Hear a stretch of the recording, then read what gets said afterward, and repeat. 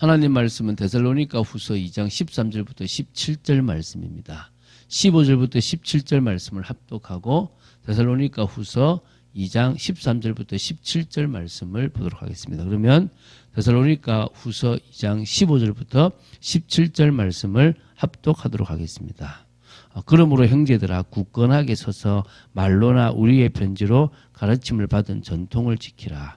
우리 주 예수 그리스도와 우리를 사랑하시고 영원한 위로와 좋은 소망을 은혜로 주신 하나님 우리 아버지께서 너희 마음을 위로하시고 모든 선한 일과 말에 굳건하게 하시기를 원하노라. 아멘.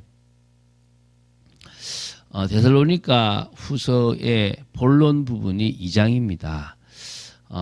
어제 전반부를 했고 이제 후반부를 합니다. 그러면 사실 바울이 데살로니가 후서를 쓰고자 했던 내용들은 거의 다 나왔다라고 보시면 됩니다. 이제 3장은 거의 마무리를 지으면서 부탁하는 부분이 있다고 보시면 되니까 실제적으로 하고 싶은 이야기는 어제 우리가 말세에 대해서 오해하지 말고 그 말세에 대해서 정말 핍박이 있을 때도 결국은 하나님의 마지막 주님이 오실 그때에 다 심판하시고 악은 악대로 심판하실 거라는 얘기를 다 했습니다. 그래서 이제 중요한 부분들에 대해서 특히 성도들의 오해를 교정하고 또 바울이 주고 싶은 교훈을 다 줬기 때문에 이제 오늘 2장 13절부터 17절을 통해서 조금 더 힘을 주고 위로하는 부분들이 있습니다. 그래서 데살로니가 성도들의 구원을 확신하는 감사와 그들을 향한 사도적 권면이 있고요. 그리고 두 번째 중보 기도가 나옵니다. 짧은 서신이기에 짧지만은 중요한 것들을 담고 있고요. 그것을 보면서 우리도 은혜 받고 데살로니가 교회를 향해서 기도했던 바울의 중심이 오늘 저와 여러분에게도 일어나기를 바랍니다. 그리고 보면서 이야기하겠습니다. 13절, 14절 두 줄을 보겠습니다. 바울은 데살로니가 성도들을 향해서 아주 중요하고 참 힘이 나는 표현을 씁니다. 주께서 사랑하시는 형제들아, 주께서 사랑하시는 자매들아, 같은 표현이죠, 그죠? 바로 우리 주 예수 그리스도께서 믿음을 가지고 환난과 핍박을 이기는 데살로니가 성도들뿐만 아니라 이 시대의 믿음을 가지고 주님을 따라가는 사람들을 사랑하는 것은 당연한 것입니다. 그래서 이 표현은 지금 힘들어하는 데살로니가 성도뿐만 아니라 지금 힘들어하는 참빛교회 성도들 있던 이 시대의 성도들에게 분명히 위로가 되고 힘이 되고 큰 감격이 되는 말씀입니다. 주께서 사랑하는 성도들아, 여러분의 모습인 줄 믿으시기 바랍니다. 주께서 사랑하시는 속에 있음을 아시기 바랍니다. 하나님이 처음부터 데살로니가 성도들을 택해 주셨고요. 성령의 거룩하게 하심과 진리를 믿음으로 구원을 받게 하심에 대해 마땅히 하나님께 감사한다고 고백하고 있습니다. 그러니까 처음부터 이거를 택해 주셨어요. 창세전부터 택했다는 표현이 나중에 나오지만 처음부터 택했다. 그리고 성령의 거룩해 하심. 그러니까 성령의 역사가 있었다는 것입니다. 여러분, 저와 여러분에게 성령의 거룩해 하심, 이게 우리를 변화시키는 원동력이 되는 줄 믿으시기 바랍니다. 그리고 뭡니까? 진리를 믿음으로 구원을 받게 하심. 여러분, 다른 것 말고 예수 그리스도 한 분만 믿으면 구원받잖아요. 그것에 대한 바울의 감사가 있는 거예요. 사실 우리의 구원이 우리의 노력으로 된 것이 아니라 전적인 하나님의 은혜로운 사역의 결과임을 우리는 알고 있습니다. 또한 동시에 복음에 대한 우리의 믿음은 우리가 하나님께 택함 받은 자임을 보여주는 증거입니다. 택했기 때문에 우리가 지금 주님을 뭐하고 있습니까? 믿고 고백하고 따라가고 있습니다. 여러분, 계속적으로 따라가시기 바랍니다. 운동을 배워도요, 막 잘 될 때가 있지만 아무것도 안 되고 그냥 계속 힘이 들 때가 있습니다. 그 시기를 지나야 한 단계 업 되거든요. 여러분이 지금 신앙에 아무 진전이 없어 보이는 그때가 없는 게 아니고 계속 다져가고 그 영혼 깊은 곳까지 말씀의 은혜가 들어가고 각인 뿌리 체질이 바뀌어가고 있는 것입니다. 그게 어느 날 드러날 때는 한 단계 또 성장해 있는 겁니다. 그래서 조급해하지 말고 들어가세요. 꼭 굳이 문제 있고 나서 성장하지 마시고 계속 은혜 받는 가운데 변해 있는 여러분들을 확인하게 되기 바랍니다. 이 모든 구원이 사실 복음의 능력으로 됩니다. 그래서 우리는 오직 복음, 오직 예수를 고백하고 믿는 것 아닙니까? 그리고 그 구원의 끝은 바로 우리의 주 예수 그리스도의 영광을 얻는 것입니다. 그분과 함께 영화로운 상속자로서의 축복을 누리는 거예요.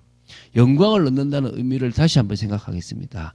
우리가 하나님의 자녀이며 동시에 이 예수님과 동일한 상속자가 되기 때문에 받는 장래의 영광이 바로 예수 그리스도를 통해서 얻게 되는 영광입니다. 또한 그것은요, 구원의 완성으로서 하늘의 영광스러운 몸으로 변화되는 부활의 몸을 입는다는 것도 포함되고 있습니다. 모든 죄악된 것과 사망과 슬픔과 수고가 끝이 나는 영광이라고 보시면 됩니다. 그래서 이걸 기도하는, 이게 있을 거라는 거예요. 우리에게는 주 예수 그리스도의 그 영광을 얻게 되는 거예요. 그분이 이 땅에 가장 비참한 모습으로 오셨고 십자가에 죽고 부활하셨는데 하나님은 그를 가장 존귀하게 높이셨습니다. 우리에게도 그런 일이 일어날 거라는 거예요. 마침내 우리는 주님과 같이 왕의 권세를 받아 주님의 보좌와 함께 앉아 다스리는 영광이 될 것이라는 것입니다. 그 영광을 소망하며 우리는 인내하고 오늘을 믿음으로 사는 것입니다. 그래서 이제 15절에 이런 부탁을 합니다. 그러므로 형제들아, 그러므로 자매들아, 그러므로 성도들아, 굳건하게 서서 말로나 우리의 편지로 가르침을 받은 전통을 지키라.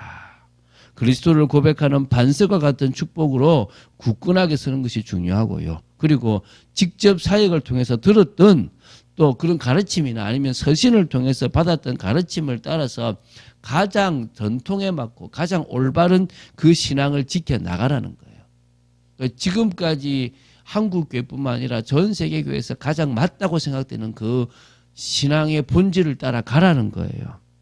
한마디로 올바른 신앙생활, 믿음생활을 하라는 것입니다. 뭔가 하나에 치우친 그런 신앙은 위험합니다. 가장 균형 있고 조화로운 또 하나님의 인정을 받는 그런 신앙생활을 하게 되길 바랍니다. 그게 굳건하게 서는 거예요. 자, 16절, 17절 두 절을 이제 마무리 짓겠습니다. 자, 16절, 17절은 데살로니가 성도들을 향한 바울의 중보 기도라고 보시면 됩니다. 바울은 여기서 이렇게 하죠. 우리 주 예수 그리스도와 우리를 사랑하시고 영원한 위로와 좋은 소망을 은혜로 주신 하나님 우리 아버지께서 너희 마음을 위로하시고 모든 선한 일과 말에 굳건하게 하시기를 원하노라. 항상 주님이 나오고요. 그리고 뭡니까? 하나님이 나와요. 누가요? 주 예수 그리스도께서 우리 마음을 위로하시고 모든 선한 일과 말에 굳건하게 하시길 원할 뿐만 아니라 또 우리를 사랑하시고 영원한 위로와 소망을 은혜로 주신 하나님께서 예수 그리스도와 하나님이 같은 하나님이잖아요. 성부 하나님, 성자 하나님께서 지금 힘들어서 지쳐있는 사람의 마음을 위로하길 바랍니다. 어려움 가운데 있는 성도들의 마음을 위로하기 바랍니다. 가족들이나 여러 어려움 당하는 사람들을 보고 힘들어하는 성도들을 위로하기를 바랍니다. 그리고 모든 선한 일과 말에 다 가장 올바른 것들을 할 수 있도록 굳건하게 하시기를 원합니다. 여러분들이 정말 마음의 위로를 받고 힘을 얻고 그러면서 너무 위로만 받으려고 하지 말고요. 가장 하나님이 원하시는 일을 걸어가는데 굳건하게 서는 여러분 되시기 바랍니다. 기도밖에 없잖아요. 기도밖에. 사역을 통해 성도들이 변하는 것이 사실 있습니다. 제가 권면해주고 신경 써주면 바뀌겠죠. 말씀을 막 주면 바뀌겠죠. 그러나 그것보다 기도하는 중에 하나님께서 역사하시면 가장 확실하게 바뀝니다. 가장 빠르게 변합니다. 더 이상 흔들리지도 않게 변합니다. 그게 하나님의 방법이에요. 그래서 우리는 뭐합니까? 기도하는 거예요. 저는 많은 기도 모임을 만들려고 그래요. 왜냐하면 제가 기도하는 체질이 잘 안 돼요. 그래서 어떻게든 기도하는 체질을 사람들과 같이 만들려고 그래요. 여러분도요. 그걸 만들어 보세요. 근데 직접 1대1로 만나면 쉽지 않아요. 그래서 저는 카톡으로 합니다. 왜냐하면 카톡으로는 그 사람을 놓고 매일 기도할 수 있거든요. 그럼 그 사람이 그 반응이 또 나오잖아요. 그러면 그게 그 기도가 계속 지속될 수가 있거든요. 근데 만나서 기도한다. 쉽지는 않아요. 오히려 교회라는 울타리 안에서 같이 시간을 정해서 몇 명이서 하는 것은 가능할 수 있지만 쉽지 않거든요. 그래서 여러분이 사역을 지속하고 싶다면 진짜 제자다 싶은 사람하고 계속적으로 기도로 소통하세요. 기도문을 써주시고요. 그 사람을 위해서 기도하시면 돼요. 그럼 또 그 사람이 또 그 기도에 반응하잖아요. 그러면 계속적으로 그 기도가 엮이게 됩니다. 그러면 여러분이 살아나게 되는 거예요. 바울은요, 모든 서신에서 기도로 모든 걸 엮어 나갔어요. 우리도 예수 그리스도의 그릇으로 쓰임 받게 될 것이고요. 우리가 이번에 집중제는 제가 교회에 대해서 조금 이야기하려고 해요. 첫 번째 안디옥 교회부터 우리 찬빛교회가 이번에 조금 마음에 담고 앞으로 찬빛교회가 응답으로 누릴 교회를 조금 다루려고 해요. 그래서 진적으로 바울이 이방인 선교를 본격적으로 시작하고 이방인의 사도로서 응답을 누렸는데 그 마음 중심에는 딱 이스라엘 유대인들 민족들이 있었던 부분들이 보여요. 그것처럼 우리 역시도 많은 사역들을 하면서 정말 하나님이 품게 하시는 그 부분들이 품어지게 되기 바라고 그걸 돕고 은혜로 준비하는 그런 복된 저와 여러분이 되어야 될 줄로 믿습니다. 계속 이야기합니다. 바울이 대단한 게 아니에요.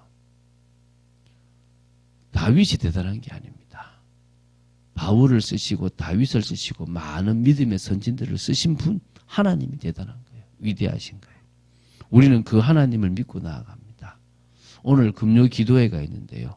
또 기도회를 통해서 마음을 모읍시다.